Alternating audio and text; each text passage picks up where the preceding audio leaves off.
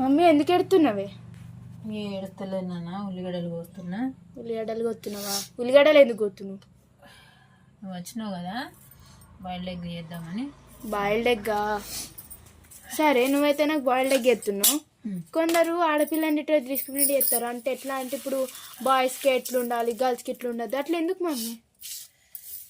Boys ఉండొద్దనా? Boys పుట్టలేదని చెప్పానని నాకు తెలిసిన వాళ్ళు ఒకరు షాప్ దగ్గరికి వచ్చిండ్రు. వాళ్ళ అమ్మమ్మ జాతుంది పాపం అమ్మాయిని. నాకు బాధ అయింది.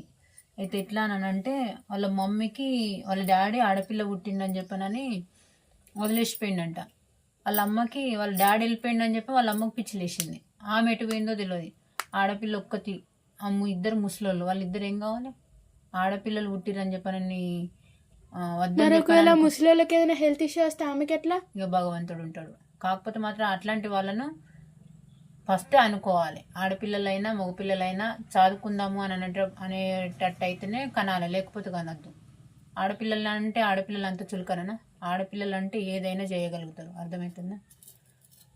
ఆడపిల్లలు ఉన్నోళ్ళకు తెలుస్తుంది ఆ వాల్యూ ఏంటిదనేది. ఆడపిల్లలు మగపిల్లల్ని అన్నోళ్ళు ఆడపిల్లలు ఉంటే బాగుండు అన్న పేరెంట్స్ని చూస్తే వాళ్ళకు బుద్ధి వస్తుంది అట్లాంటి వాళ్ళకు. అవునా కదా?